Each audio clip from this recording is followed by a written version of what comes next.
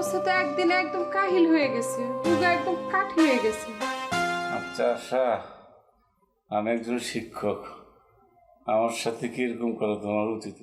যখন স্টুডেন্টের সাথে প্রেম প্রেম একটা ভাব করেন তখন? তাই বলে তুমি আমার সঙ্গে এরকম করবা? আপনি তো সবসময় আমার সাথে ফান করেন, আমি কি একদিন আপনার সাথে ফান করতে পারবো না? বেশি ফান করা ভালো না। তোমার কপালে কি আছে একবার ভেবে দেখো। ভাবলে কি কপালটা আমার বদলা যাবে? তা বদলাবে না, কিন্তু মনের ভাব, মনের একটা পরিবর্তন আসতে পারে। তোমারে তোমারে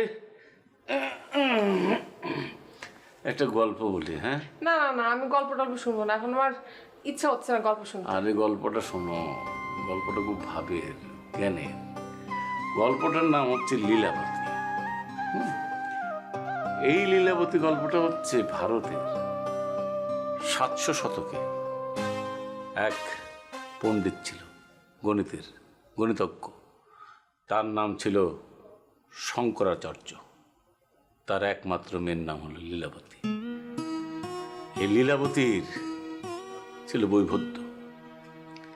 তার খুব মনে দুঃখ। তার মেয়ের বিয়ে আসে, কিন্তু বিয়ে হওয়ার আগে পাত্রপক্ষ চলে যায়। এই জন্য লীলাবতীর মনে খুব দুঃখ।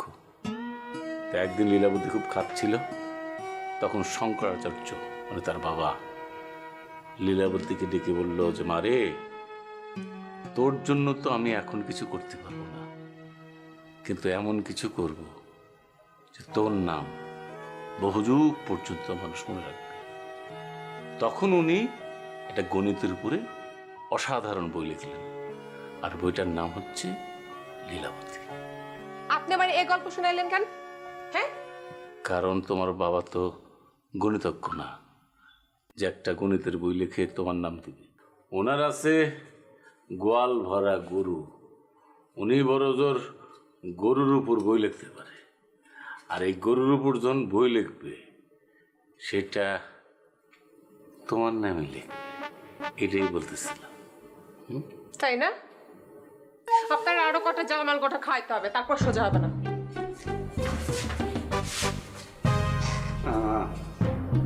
আরে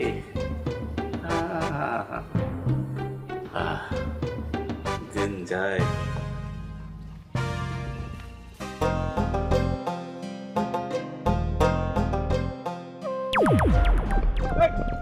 তুমি কি সোহাই কি কাপড় বান্ধা করো নাকি?